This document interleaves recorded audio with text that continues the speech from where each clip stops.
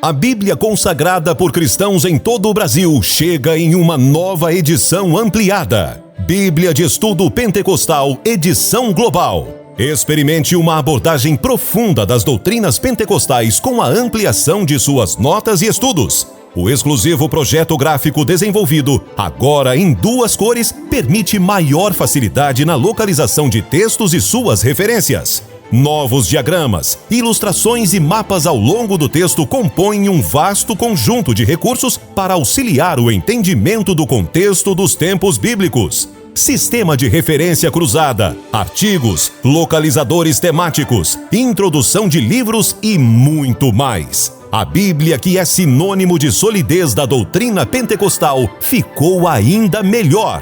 Aprofunde seu conhecimento na riqueza que é a Palavra de Deus através da Bíblia de Estudo Pentecostal, edição global.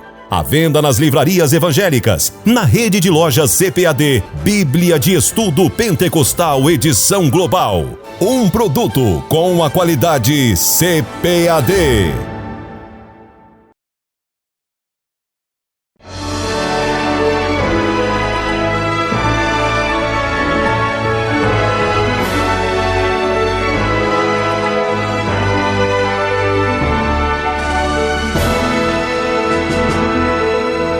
Subsídios. Lições Bíblicas. Jovens. Lição 5. Instruções para os pastores. Os tempos mudam, mas o perfil da liderança pastoral precisa continuar sendo o mesmo, sempre pautado nas Escrituras Sagradas.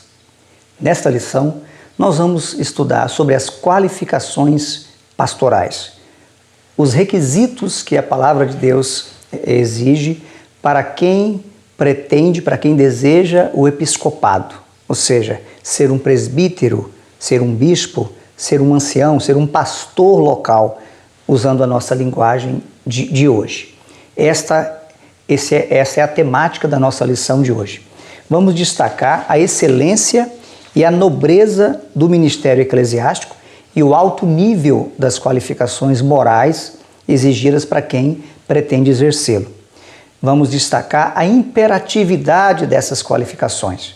Não são qualificações que podem ser cumpridas em parte. Temos que cumpri-las ou buscar a graça de Deus para cumpri-las no todo. A necessidade de se escolher obreiros pela constatação da maturidade especial que eles têm, espiritual, moral, e não por amizade. O obreiro ele tem que preencher uma série de qualificações. Por isso ele deve ser separado, se tem a chamada de Deus e não por eventual amizade. Vamos falar também que o valor do caráter está acima do carisma. O caráter está acima do carisma. A manifestação do fruto do Espírito está acima dos dons também. Vamos destacar isso. Às vezes se valoriza muito o carisma, ou seja, os dons, e não se valoriza o caráter. E Paulo vai destacar aqui, essencialmente, qualificações morais, ou seja, voltadas para o caráter.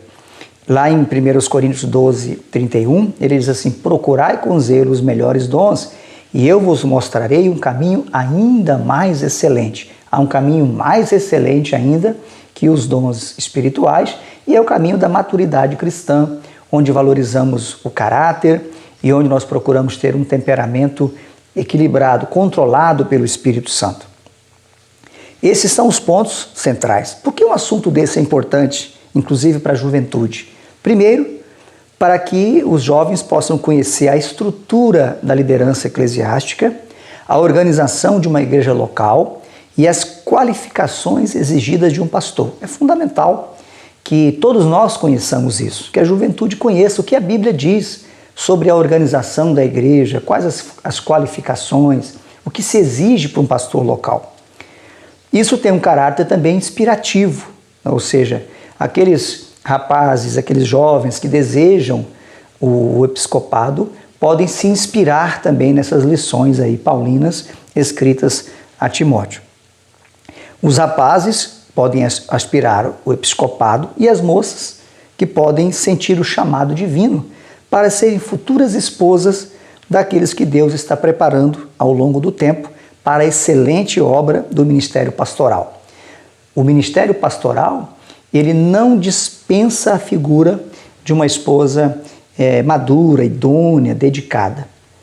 Os apóstolos, a igreja começa com os apóstolos, depois os representantes dos apóstolos, os delegados apostólicos, que eram itinerantes.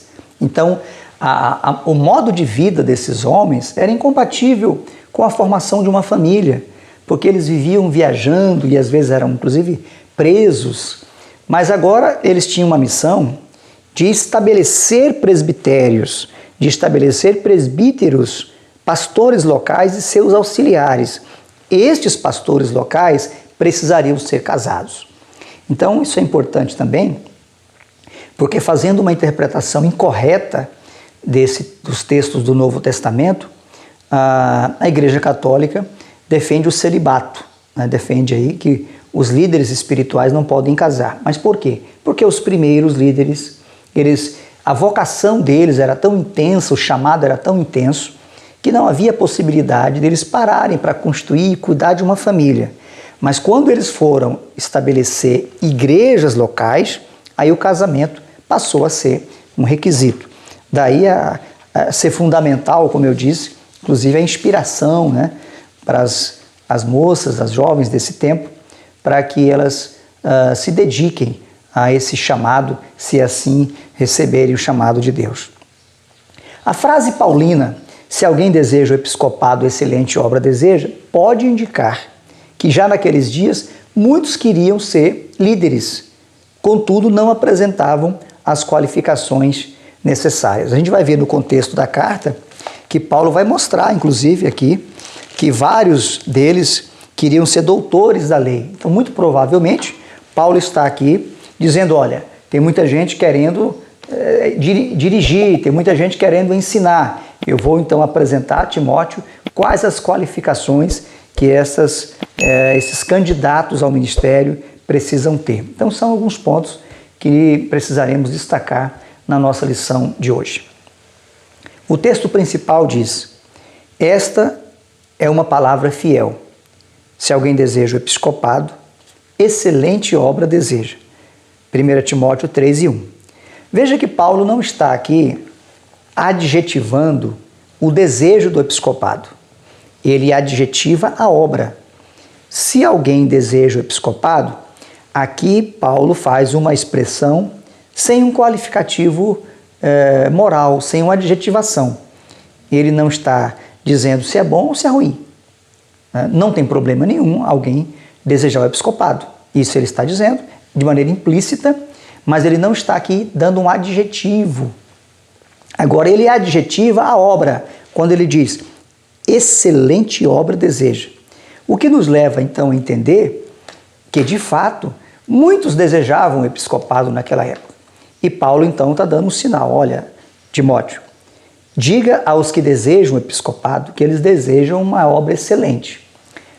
Convém, pois, aí ele vai dizer aqui, no capítulo 3, o versículo 2, convém, pois, ou seja, em outra tradução, é necessário, contudo, que o bispo, aí ele vai começar a falar das qualificações, seja irrepreensível, marido de uma mulher, vigilante, sóbrio, honesto, hospitaleiro, apto para ensinar, não dado ao vinho, não espancador, não cobiçoso de torpe ganância, mas moderado, não contencioso, não avarento, que governe bem a sua própria casa, tendo seus filhos em sujeição com toda a modéstia.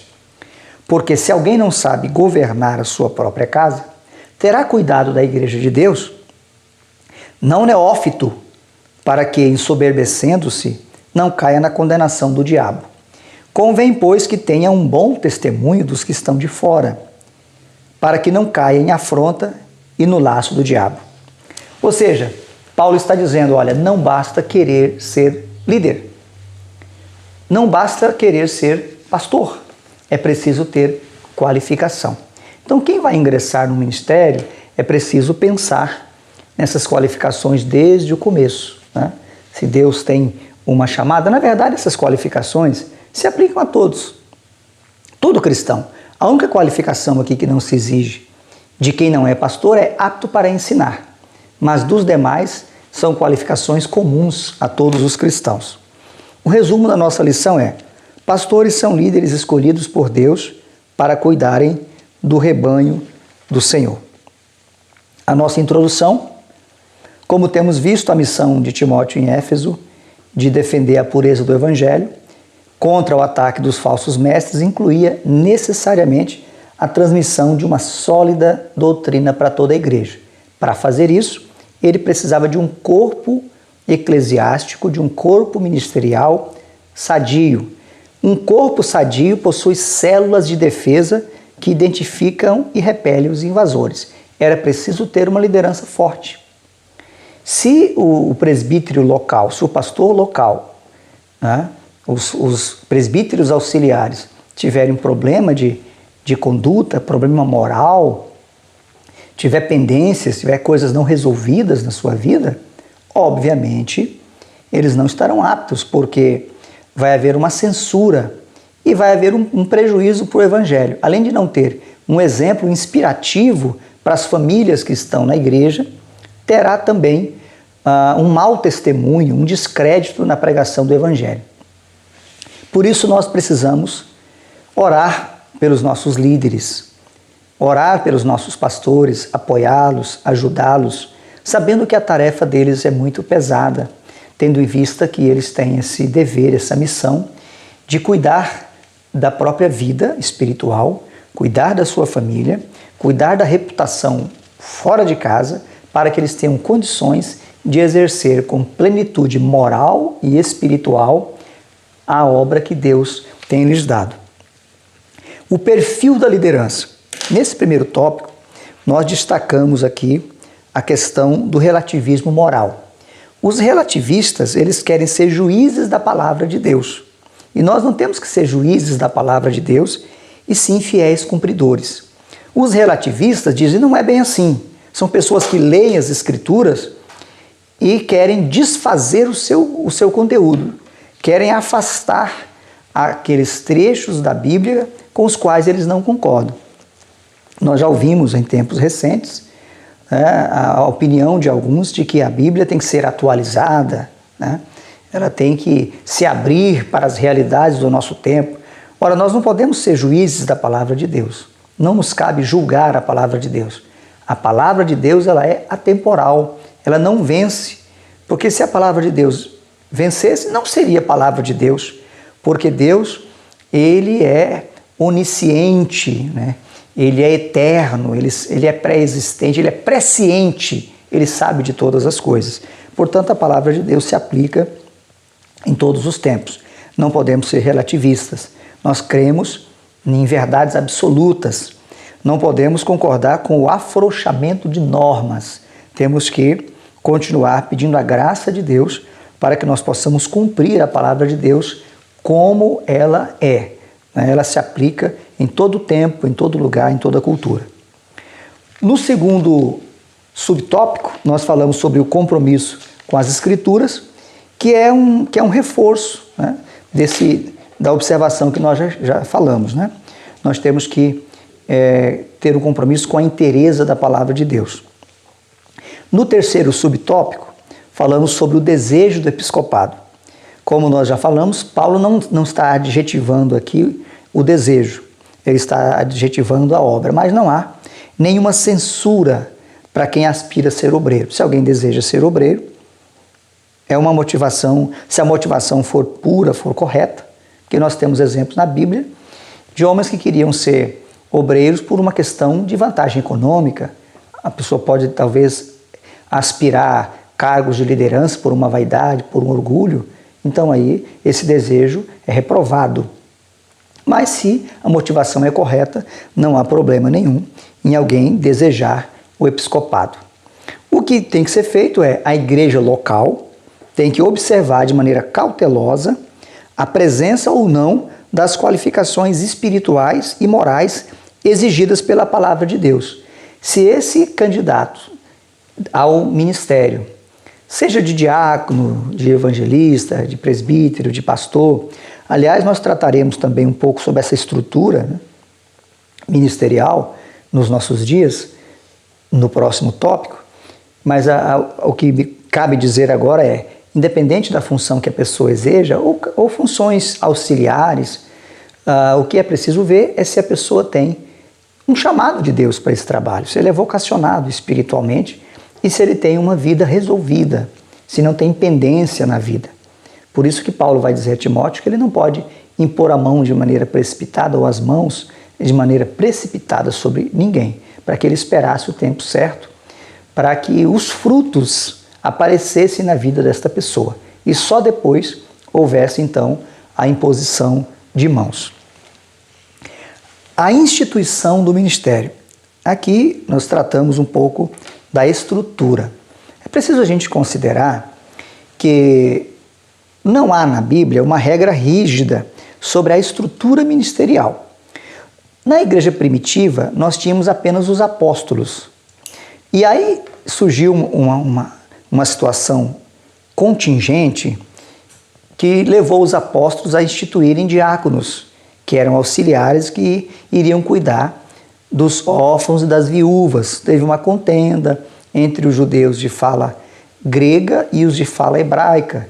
Esses de fala grega diziam que as viúvas deles estavam sendo esquecidas, desprezadas no ministério cotidiano. Os judeus, mesmo antes do período da igreja, né, o judaísmo já tinha um costume de amparo, de distribuição de ajuda material, de alimento, semanal para as viúvas. Com a conversão das viúvas, dos judeus da diáspora, os judeus helênicos, os judeus de fala grega que voltaram para a região de Israel e se converteram, então aquele problema que havia fora da igreja, delas não serem atendidas, foi transportado para dentro da igreja. Agora as viúvas de fala hebraica, pelo que a gente entende, eram atendidas e havia uma murmuração de que as viúvas dos judeus de fala grega, aqueles que haviam saído de Israel no tempo da diáspora, seus descendentes, elas não eram atendidas na distribuição de alimentos durante a semana. Os apóstolos, então, por causa dessa situação contingencial, dessa necessidade, eles instituem os diáconos. Aí nós vamos ter a figura dos 7 diáconos lá no capítulo 6 de Atos dos Apóstolos, né?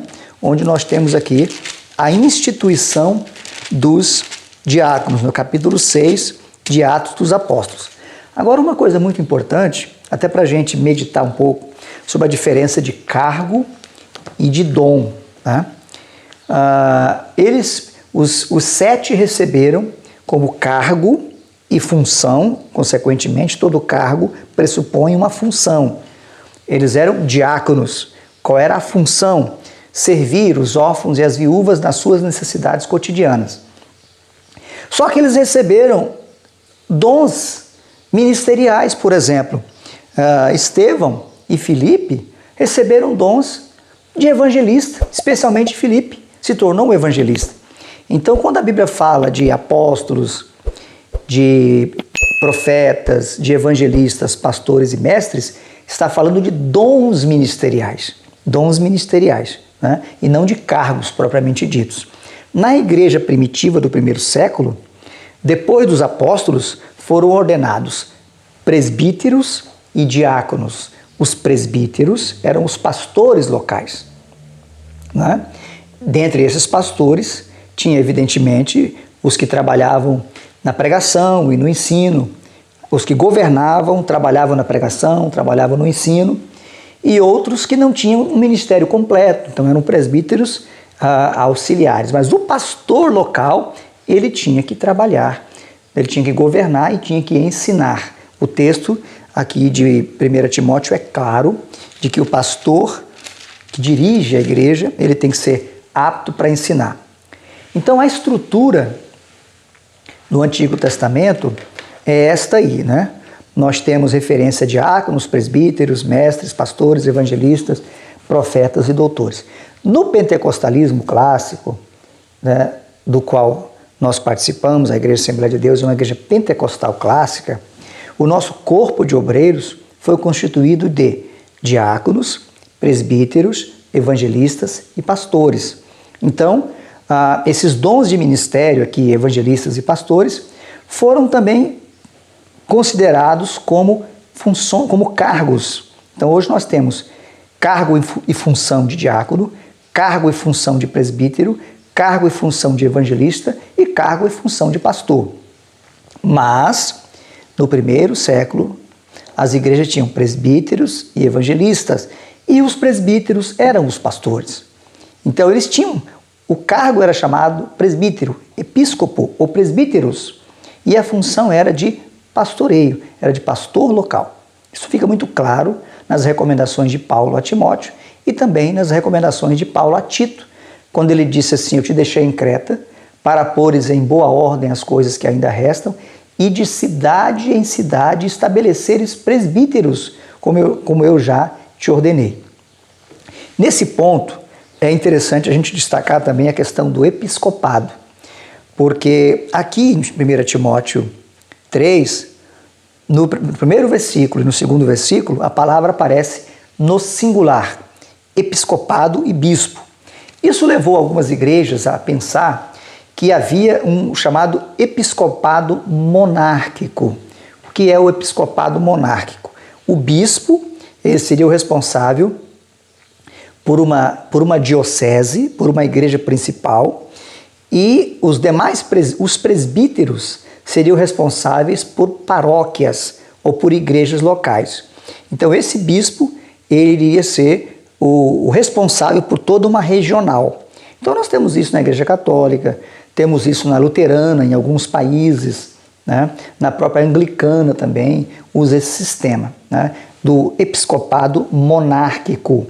Só que nós entendemos que isso não tem apoio escriturístico, porque nós temos em alguns textos da Bíblia, inclusive Paulo escrevendo aos Filipenses, ele fala da igreja local que tinha bispos e diáconos.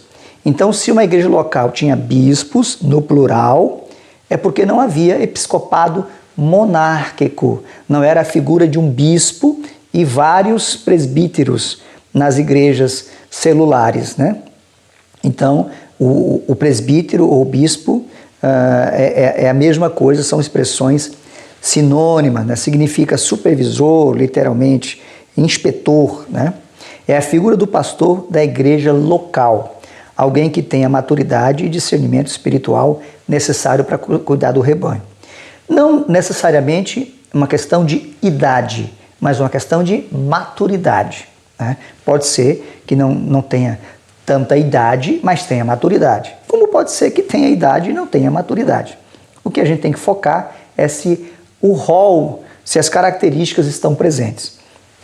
Nesse sentido, nós temos que analisar, então, as características, né, desse ministro. Tem que ser irrepreensível. Irrepreensível significa que não possa ser acusado ou culpado de nada. É alguém que tem uma vida resolvida. Pode ter tido um passado com problemas? Naturalmente. Mas a pessoa se converteu, resolveu as suas pendências, pode ingressar ao ministério. Mas se não resolveu as pendências, não pode ingressar. Dependendo do passado, se o passado trouxer consequências para a vida presente, consequências que possam comprometer o exercício pastoral, não vai ser possível exercer o exercício ou o ministério pastoral. Então, irrepreensível é alguém que não pode ser atingido por nenhuma acusação, né? Então, obviamente, não é uma pessoa perfeita, mas é uma pessoa sem culpa alguma, ou seja, sem pendência, sem algo a ser resolvido. O segundo ponto, marido de uma mulher. Naquela época, o paganismo era muito grande e o paganismo admitia a poligamia. E Paulo vai deixar bem claro que o pastor tem que ser marido de uma só mulher. Então aqui também nós vamos ter o problema do divórcio. O divórcio, à luz da Bíblia, ele só é admitido por infidelidade conjugal e no caso de abandono do cônjuge cristão, do cônjuge crente, no abandono pelo descrente. Então, a possibilidade de alguém exercer o ministério pastoral, tendo sido vítima de algum divórcio, tem que analisar caso a caso. E assim a nossa convenção geral muito bem recomenda às convenções estaduais que o façam. Analisem o caso concreto, e à luz de cada realidade concreta é que vai ser analisado se o divórcio na vida daquele obreiro justifica ou não a sua permanência no ministério, à luz do caso concreto, de acordo com os ditames que a palavra de Deus estabelece. Na sequência, nós vamos ver aqui a questão da sobriedade, da correção moral. Ele tinha que ser prudente, equilibrado, justo em seus negócios e acolhedor, né? Isso é retratado pelas expressões vigilante, sóbrio, honesto e hospitaleiro.